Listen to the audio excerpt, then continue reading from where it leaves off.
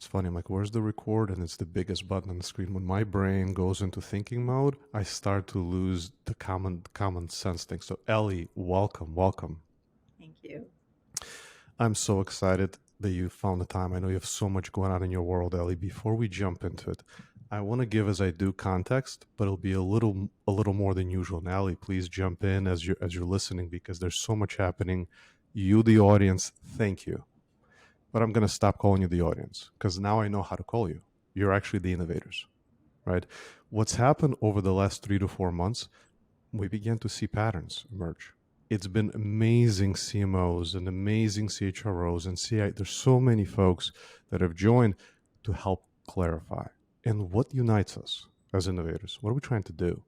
Well, we're all asking the question, how do we bring marketing into, right, internal, the employee experience, marketing mindset specifically, and how do we accelerate adoption? That's, or how do we go faster while ensuring there's the ROI, meeting business objectives. And some are new to the conversation, Capital One, HR Block, that awesome. I look forward to speaking with you. Some, oh my goodness, JT Symphony AI, Bennett, amazing conversations. So Ellie, we are going to be speaking to the innovators who want to accelerate adoption of marketing mindset into the employee experience.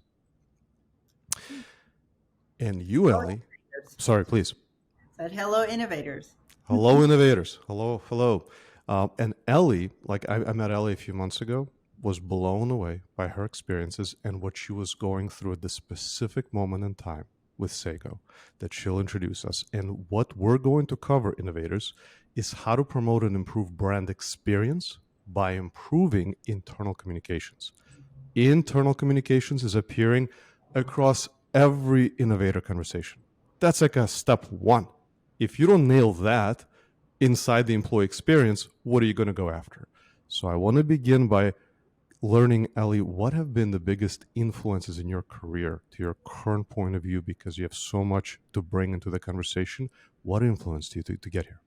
All right. Well, first of all, thank you for having me. This is exciting conversation. And yes, it resonates because we just went through this and recognizing the importance of employee experience when you're going through a rebrand, as significant and as big as ours was. We took a 57-year-old market research firm, very well known in the industry, to a new name, a new brand, a new look and feel. And this would not be possible if you didn't engage the employees. And we learned that very early on. Now there are there's certain things that need to remain confidential while you're going in, because rebranding a big brand like this takes months. It could take years. It took us nearly 2 years to go through a rebrand.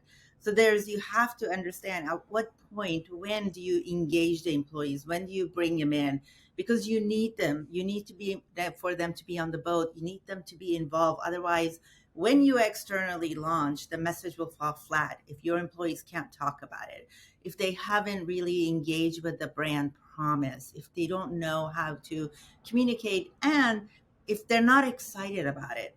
So along this journey, we were thinking about, okay, when do we bring in the employees? How many of them do we bring in, right? Who can provide feedback along this journey? So we went through multiple steps of starting with smaller groups where they were part of the positioning exercise, for example. Then they were part of, hey, these are the new names that we are considering. Um, Here's the look and feel that we want you to be comfortable with. Here's the positioning. So in every step of the journey, we were bringing in a group of people for them to engage with us. I mean, I think right there you're just like breaking a paradigm shift for many who are listening. Now, I want to acknowledge, I'm sure the CMO, historically, they care about the employees, but they saw it as another activity done by somebody else. And when a brand was launched, I think there's even like, okay, well, we're launching an external facing brand. No, there's one brand, right? So perhaps you can briefly mention on, hey, there's executive buying to connect the dots between those two worlds, because it is just it's a common sense thing, but not common action for sure. Yeah. Fortunately, our all of us at the executive level, we were very engaged and we were very cognizant of the fact that you have to bring the employees along. Myself and the head of our chief of talent and recruitment, we were very much engaged in sync. And there was a time that we decided, okay, at what point do we bring her in and get her team more engaged and start to create that internal process, internal communication. We even brought in an outside um, assistant, a freelancer, to help us, who had a lot of experience in this type of launches and in internal communication, building internal engagement programs for the employees, because we needed the help for what we were about to do. So with her help and the rest of the team's help, there were a lot of programs that were created internally. And along every part of this journey, every executive that needed to be involved at that point was involved. They were very much bought into it. We were very much in sync. Again, I'll give you a few examples. Mm-hmm. Before we launched, we created videos that engage the employees. We created surveys and polls. We created um, contests, song contests, to come up with, hey, how would you use Sago in a song? Or, we created a song list. We did a lot of fun activities. And then a lot of our brand ambassadors, what we call, from the very beginning, they created these internal videos to talk about why they're excited about Sago.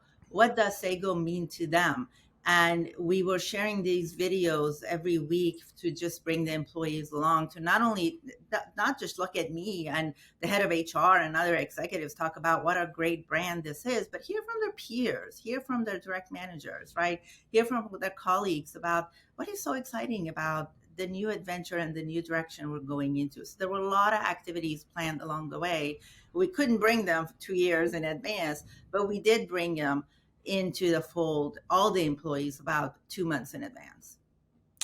Extraordinary, extraordinary. I have so many questions, which is why I'm pausing. I want to go here and here, but let's start at the highest view. When you think about a brand experience, right, how do you approach it? How do you define it?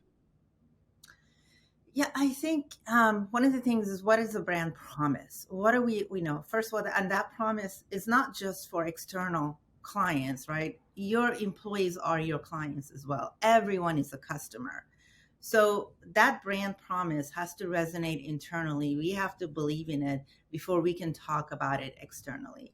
So, if you don't nail the brand story, if you don't nail the brand purpose and the brand promise, that's a huge miss, because that's what people have to buy into.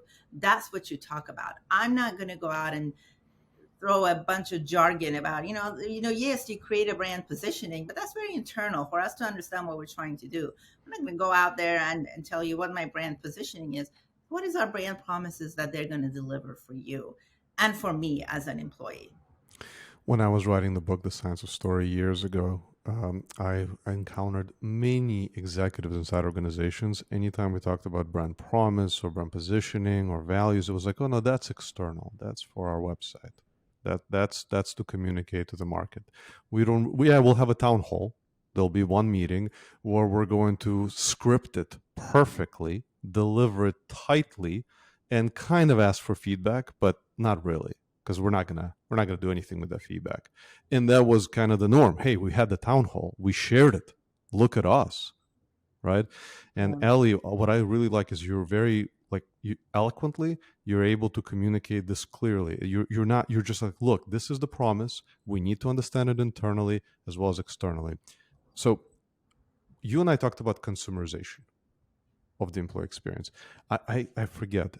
Have you probably have not heard that outside of our discussion? Maybe that's the first time you've heard it. Maybe it's not. But what was how did it resonate for you, and how we're approaching it to reorient everything around internally around the individual, the employee, the associate, or the user, whether you think about it as a product, about around them as a human.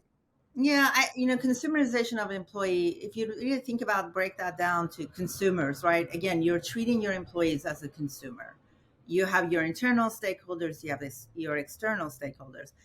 There was a research on, I may be wrong, but I think it might have been Forrester, about when you bring external customers along, they provide you build loyalty when they feel as though their feedback, you listen to them, you brought them along the journey, and you took action based on their feedback. So they begin to see their impact in your brand. That's no different from an internal focus, right? If you're asking your employees for your feedback, if you bring them along the journey, if your engagement and journey begins the minute someone engages with you, right? So for an employee, is the minute that they're brought on board, right? It starts at recruiting experience. It's the what you do with them, how you treat them, and you personalize and you tailor to their experience while they're here. And same thing with the rebranding. If you show them that they have an impact with the feedback that they're providing along the journey, they will believe in it. They will be loyal. They will show their excitement and happiness when they're talking to the customer. You think about, I'll give you an example. If you didn't really Mm-hmm. use, if you didn't bring them on a long journey, let's say we did with this rebranding, we didn't bring the employees along. Then we said, hey, here's a new brand, get excited about it. Here's our logo, and go out there and talk about it. You, as whether you're a BD, you're standing at a conference booth, or you're one of our facilities managers and clients are walking in, they go, hey, you rebranded. Why? If you're not excited, you haven't been brought into this journey, you're going to roll your eyes and go, I don't know, like they just told me to start using this name, or here's our new name. But with what we did, there was so much excitement about this new brand. There was so much engagement with it that truly our employees are really excited. So they're able to talk about it. Yeah, maybe there's some programs you want to highlight. Let's just double down. I wanted to keep talking about the employee experience, but the more I think about it, the more I think that for our audience, it'd be interesting to see some of the approaches that you've taken in any order, Ellie. You can mention, hey, here's the big ones, or the ones that had the biggest impact. Just curious to add a little color. Yeah, I have to look at some of them. So we had an activation plan. Sorry, Mm, might have to look at some of this stuff just to get the details in. Um, so we started with activation, and then there was, we had for some of our more senior people, we had a launch. We had a party launch as we were going in our annual kickoff. So those were your brand ambassadors. Now you got all the leaders who are engaged at 3-4 months in advance, and then you start to build this email engagement. Then you start to mm, bring in the different executives to talk about it. Now you're starting to create those videos to talk about the importance of the brand. Now you start to bring in activities that engages them. You build workshops for them to attend and again mm-hmm. exercise and learn how to talk about the new positioning and the new messaging and the brand promise. And you continue that. That doesn't end when the brand is launched. That is a continuous effort to make sure that employees are continuously engaged. They understand what we're trying to achieve. They understand the goal, and they can ask questions. And if there's any hesitancy, or if there's anything that they're here, they're kind of providing that feedback to us as well, so we can act on it and we can improve the experience.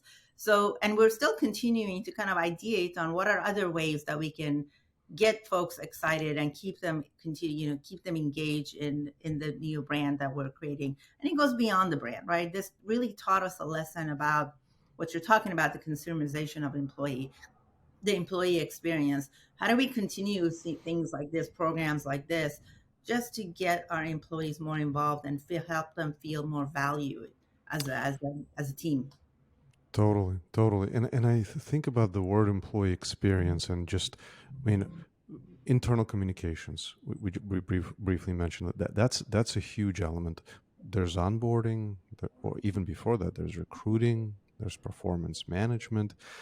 Ellie, do you see like all of us working toward this bridge of customer experience to employee experience? Like, how do we take the things that work well on this side and then bring those that are relevant to specific employee experience and translate it into touch points the way we do with customers? And Yeah. then right back, that EX is now influencing CX. Depends on the industry, in some cases more, in some less, but it's almost like a two-way bridge. Would you Mhm. agree? Absolutely. I think the same way that we, especially in marketing, we try to measure all the touch points, the journey for a consumer, what the data is telling us about that journey, that has applications internally as well. It does take change in processes. First of all, it takes a change in mindset, right? Shifting mindset, that valuing the employee experience has impact on externally, right? But once you have that, then you have to invest in it. So, you have to invest in programs, you have to invest in internal communication, you might have to invest in technology to kind of watch that journey, and what are those, how do you create that personalization. That might take investment in headcount to really focus on the employee experience, learning and development program, running surveys, the NPS, right, to try to understand what your employees value, and what it means to them. It goes beyond, having to understand. A lot of times, organizations try to throw money to maintain retention. It's like, oh, but it really, if you listen to employees, a lot of times it goes beyond money. It's that, what keeps them here, right? What keeps them working with you. So understanding all these different experiences and how they value along their journey, you can have personalized experiences. There might be an application for AI into this, right? That, there's, we're talking about internal communication. We're talking about constantly creating content of interest to them. There's an opportunity with AI to maybe learn about the behavior, kind of similarly that we're applying it to our learning about our customers, but also creating content that might be more personalized to you as Adam, to me as Ellie, along that journey. So I think there's a lot of different innovative ways that we can talk about and think about this. You're blowing my mind. You're seeing slides that it's as if you're looking at all that I see and you're extracting the brilliance of it. What you said is we need to invest into it. I've been thinking about is are we investing into the adoption of the marketing mindset, right, to the employee experience? Like that is and then AI, David at West Monroe, Symphony, JT, if you're listening, Symphony AI, like we've been having these discussions of ultimately, right, data on one side, touch point, nudge, whatever little thing on the other side. And in between, we're living at an age where everything will be like it was electrified at some point in the past. It's about to have AI. I'm sorry, Ali. I was just like, oh, I needed to comment on what you just said because it's so spot on. More thoughts there before I go to the next thought. Yeah, I think it's just there's a fear of AI. And when I talk about watching AI and the employee behavior, it's like, oh my God, more Big Brother watching us. But it doesn't necessarily need to be at that granular level, right? Um, but I think AI is here to stay. It's yes, there's probably more headcount to make sure that AI is compliant, that AI is not stepping out of bounds, right? So there's a lot of opportunities, but yes, there's a lot of checks and balances that you have to put on top of that AI to make sure that it's providing what it's providing, but not more than it should be. Totally. And innovators, we've all had this conversation. Almost comes up every time. It's like a little buzzing sound. Like, hey, of course, Big Brother. How's the data going to be used? Responsibility, governance. Are we going to comply with laws both here and internationally? I have multiple chief data officers that I'm going to be bringing on. We're going to have folks from Microsoft come on and talk about, hey, here's how to approach it. So the rest of the conversation, we're focusing on the excitement of this innovation, while fully understanding much attention needs to be given to the concerns around it as well and responsibility, right? Hmm. um Internal communications, going back to that, as like it's almost like a foundational employee experience. If you don't nail that, it doesn't matter if you nail everything else, right? What do you think is the how can we improve it? You already mentioned a bit. You said personalization. You kind of touched on, people, process, technology. When we think about transformation, who are the people we need to potentially improve headcount? What is the process they're going to follow? And you said, what technology would they be working with? How do you think about those things in broader strokes? Either what's the end goal destination that you're seeing in your vision, or marginal improvements along the way? Because we know, like with customers, this is not a little sprint, it's a journey. We're going to continue to make it better and better. How do you approach it, Ellie? Yeah. Yeah, I think it's interesting because internal communication, even if you were thinking about it externally, right? We keep talking about it in marketing. Email is king. Email is not dead, right? But we all know that all our inboxes is full of emails that we don't necessarily engage with. We engage with them when we need something. So that's the same thing. A lot of times when we think about internal communication, we think, oh, well, let's send them more emails and update them. where at some point it just goes right, like I don't have time, right? I got to go sell things, so I don't have time to read 10 emails a day about new processes or how. So you have to find different ways, and this is why, in our program we got creative with videos, with polls, with different things to try to engage more people. Because if we just feeding them information, yes, everybody has an intranet. How many employees go to the intranet and actually access information? You got the email system, but you got to do it all. You got to do it all, but you have to find, and again, going back to, is there a way to personalize? Maybe there's opportunity to find that. Adam likes to get information on a video, where Ellie likes to take 10 minutes in the morning and just scan all her emails. But you got to be in all these channels. The same way we approach an external communication. You put things on social media, you put this in an email, you try, you pay for your paid Google search ad. We try to send the message out to probably the same people via multiple mediums. Same thing with internal communication. People are busy, right? And you need to find what works, but you got to keep trying and learning from that. Totally, and you are, ahead of the pack in terms of innovations on what you're doing, right? Which is the fact that even the CMO is involved and bringing that mindset is already, lightning years ahead of the industry. Now I'm going to share with you a thought that's coming up from the innovators that are thinking about what's next, and I'd love your reaction. So when we think about personalization, Mm. it's about understanding them. Empathy is found through data. So we've been asking the question over and over again, what data? What data? So then we said, okay, well, a marketer may say all data. I'll figure out what's relevant later. I'll look at this at the data. So we began to. I'm not saying that's the case. And again, Big Brother response. There's a lot. I'm not talking about collecting new data, but we started asking to personalize internal communications. Okay, could you take the payroll data, like their role, how long they've been with the company, location, who they report to? Can you then look at potentially collaboration data, who they communicate with? Start thinking about influencers. Start thinking about, are they in office? Are they? Can you pair that with project management? How busy they are? Is unification of data step one toward a journey of personalization, or would you approach it differently? That's interesting. Well, I mean, honestly, I hadn't thought about it in all those different ways, but even in marketing, we still struggle with data and unification of data and personalizing based on that.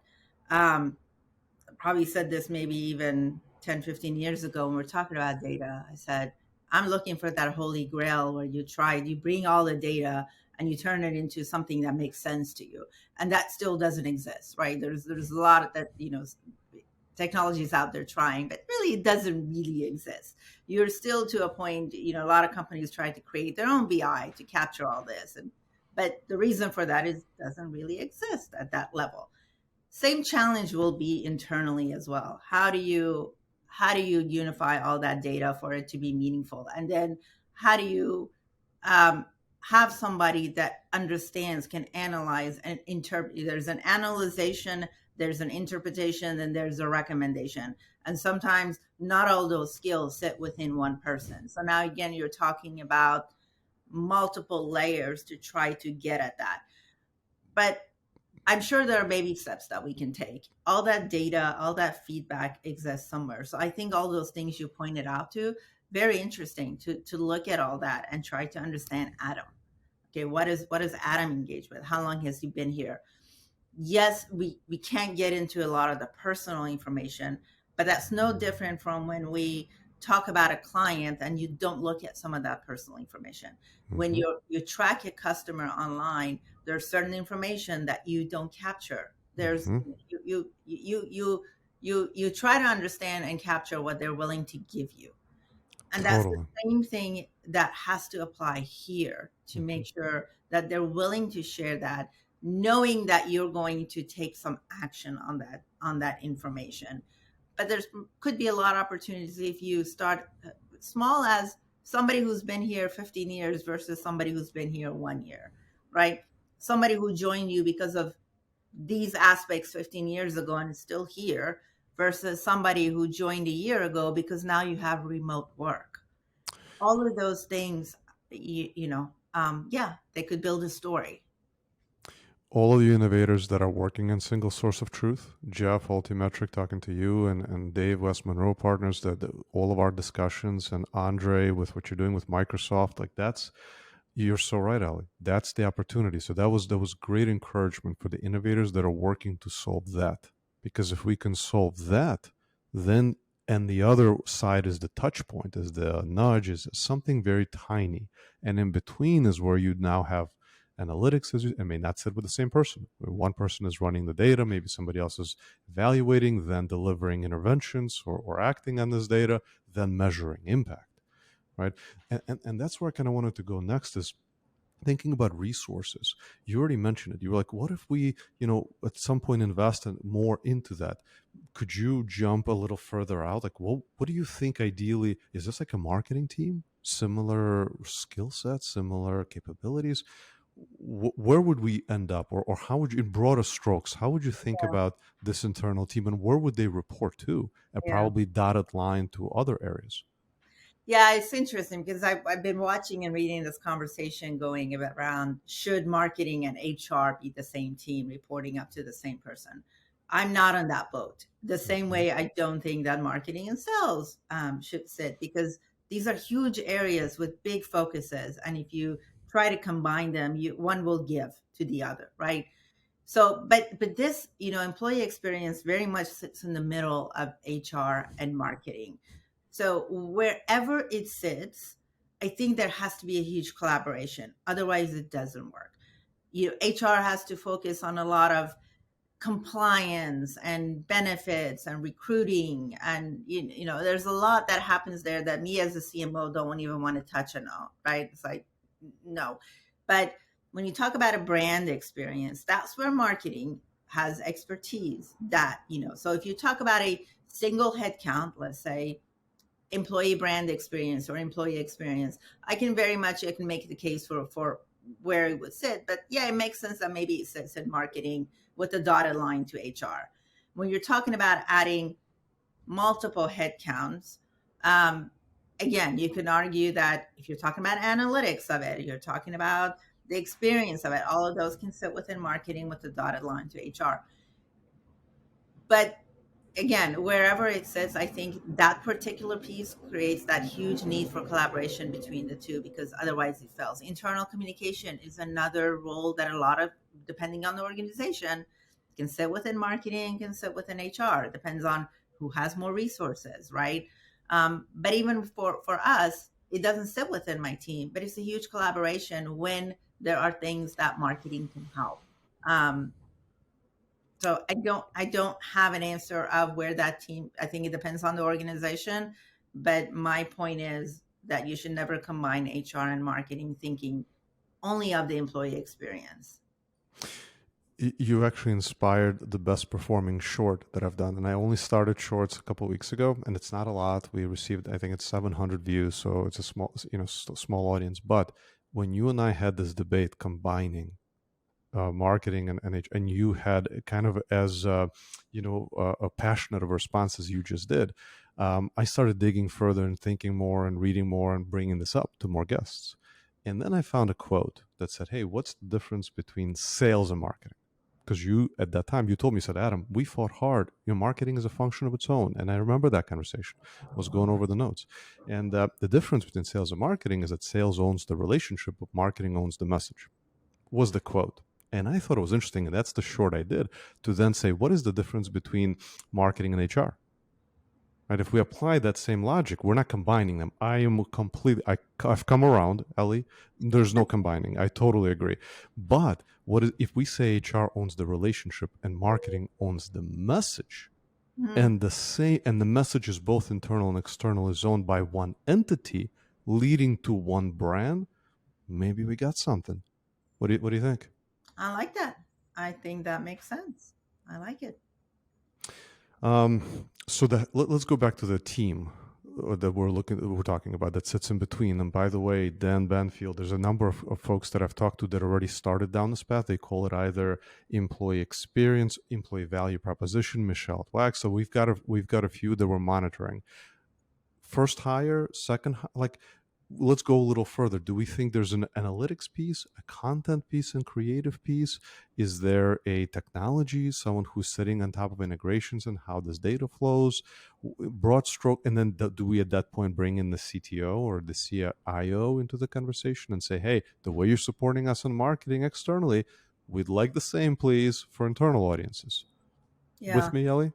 Yeah. I think you can start with content and program, right? Somebody who can create a content can create programs because you have to show the value first. Let's say your organization hasn't already bought into, yeah, I'm willing to give you 5 headcounts plus a technology, and because you need to go to this. I'm betting, especially in this environment, a lot of organizations aren't thinking about employee experience, and they're thinking about how do we get sales? We got to, get more revenue, but they're not connecting the dots to here with the employee experience. So to start small, you got to show value. You got to bring in the programs and say, hey, if we do X, if we engage more employees to do this, here's the impact that we're seeing. And the impact may not necessarily be that obvious because you don't have a technology in place and it's not directed to Salesforce to say, oh, employees are happy, they did this, hence you got this number of opportunities. But using things like NPS, using things like more research internally, right, to understand happiness or satisfaction, and watching if that has an impact on your business, that's where you can start. And when you can prove that, then you can ask for the technology. Then you can ask for a technician who can run that technology and also understand the data. Maybe you can, that's when you bring in your CTO to have that conversation. So I think you have to start small, showing impact, which is the same way marketing teams were built, right? The small group that's listening, the innovators that are prepared to accelerate adoption, there it is. We've talked about it briefly. Ellie's validating it. One is it's got to start small, but it has to have the eye on the prize, which is impact on the employee, on the customer experience. You need that has to be inherent in whatever you do. Even if the starting small, you can't yet bring the data together, but you have to have the eye on the prize, saying if this goes well, here's how we're going to measure it. The next step is getting closer to the customer experience. And that test or those tests, Ellie, would you run them on internal comms first, or would you look at recruiting on perform? Like, or does it depend on the organization? What aspect of the employee experience would you look at first, if there is such a thing? Yeah, it depends on organizations. Now, organizations like us who provide research, we, for example, provide multiple solutions that you can either run it yourself or, you bring in an expert to run. But I think that continuously listening to your employees, that's very important in this process. Whether you build a team, whether you build the tech, bring a technology around it, it starts with listening. You have to listen, and that starts with how do you listen, in what medium, what channel do you use to listen. That can vary across organization and what they have internally, but there's also firms like us that are available to come Hmm. in and help you listen, Hmm. same way And you would listen to a customer. how do you do that? Just if you could sharing with the audience an overview, how would you help them listen as an organization? Yeah, I mean, surveys are one part of it, right? The NPS score. You can run that internally to listen to your. There's a lot of feedback channels that you can provide for with authenticity and taking that fear barrier away, whether you have to make it anonymous, right? Or so those are things to consider because there's a hesitation in employees providing feedback. But once again, you remove that fear barrier, there's a lot of different ways that you could listen. I would start with, you can start with surveys. Then you can, as they become more comfortable, you start with doing meetings that people will bring in their ideas and their feedback. You open there's a lot of different channels you could create internally. You can dedicate a person. I think at one of the organizations I was with many, many years ago, a tech firm, I ran their internal employee survey, Mm, which happened every quarter, and employees truly engage with it. And I would analyze all this data and provide it. And based on this feedback, the organization would take actions.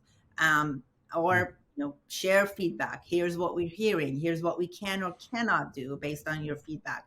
So that open communication, and eventually there was this hesitation. It was like, oh, they say it's anonymous, but how do I know? But eventually people got comfortable with it, and that helped open up more open communication and feedback. That really is, that's how you build that connection. That's how you build that trust. Yeah, if an organization is not listening, it doesn't care. Like, Yeah. if they're listening, what are they doing about that listening to ensure that they're not just listening, they actually care? Um, Ellie, You could I run, want I mean, in other words, you could run simple polls on different topics, right? to. It's a very quick way to understand on this topic, how do people feel? Very easy. Totally, totally. Um, uh, Thinking back to the point of running experiments, and just thinking about the world of marketing, I want to introduce another concept to bridge between customer experience and employee experience and get your take, which is prioritizing audiences. Right. When we think about the world of where do you invest with your customers, where you think about the different audiences, whether based on need, based on, opportunity. There's all kinds of ways to think about it. So, because I've had so many conversations on the employee experience side, especially with change management, L&D folks, the audience of managers keeps coming up and it makes sense. We had Gallup on and they talked about, hey, 70% of the employee experience is the manager. Ellie, when you think about the marketing mindset inside the employee experience, do you think about audiences in a kind of linear, or are you thinking about high performers, low performers? Do you think about those in front lines or those on sales? Is there a sequence that you would consider applying to start running tests? Because we know tests are really important, and if you don't apply to the right audiences, you may not be set up for success. Yeah, I do think it's important to listen to audiences at all levels, right? And with bigger picture, you have to start again. You have to include everyone. If I had, with the rebranding, if we had just focused on our VPs and above in this journey, um, the person running a facility, as I mentioned in my experience, didn't feel included. They wouldn't be happy when somebody walked in and say, "Oh, you have a new name." Oh yeah, right, yeah. So you have to listen. You have to listen to at all level. You can start very broad, a broad stroke of we're listening to you based on this. But at some point, when you start to get that feedback, then you can that goes back to personalization. Now, how do I hone in more into these different topics? Because the manager's concerns might be different from your frontline employee or a technician in the back end, right? So that's when you kind of start to create those digging in deeper, understanding more, getting more feedback based on that topic, and build programs around it. Goes back to personalization. So I wouldn't say, I understand that it might be more feasible. It's like, well, let's start with low performers. We're trying to understand why they're not selling. But that's not employee experience, right? That's sales experience. That is a customer Hmm. experience. Is not trying to change your culture or improve your culture or understand your culture. So you got to initially listen to all, but you have to have a plan. What are you trying to listen for? That it applies to every single person in an organization. And then how do you build on top of that? Awesome. And I just did a time check and wait a sec, there's no way. There's no way. I've got about another 100 questions and I want to learn from you, Ali. So what I'd like to do is ask you for one piece of advice for our audience on this journey. But before you do, I just want to remind everyone and kind of give you 30 seconds to think about it. Allie's just brought something into our world. We've got a very seasoned, successful CMO that just went through a substantial rebrand, Sago, of an amazing global brand that talked to us about the importance of internal communication, right? That we've discussed this before. You got to start there. That introduced the idea that this team will sit in between, right? Between the CMO, I shouldn't say reintroduced, validated for us. That a lot of you are on this path already to accelerate adoption. Yes, there's going to have to be dedicated, run small tests, focus on the employee experience impact where possible, right?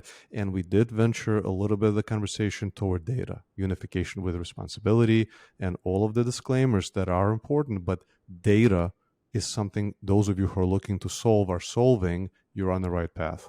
So, Ellie, what piece of advice would you give to our audience for them to continue their innovators' journeys? you treat your employees like you would your customers. They're also your customers because every employee has a voice. Every employee will communicate externally, and they can be your brand ambassador. And if you fail to include them, you fail to you fail with your brand promise and what you're trying to show and communicate externally to your audience. And you said treat, like don't say you care about, treat, do the hard work. Absolutely. Ellie, this has been amazing. I know you have a million things going on in your world. Thank you for taking the time on behalf of, not just myself, but all of the innovators in our community. Thank you so much. Thanks for inviting me. All right, over and out.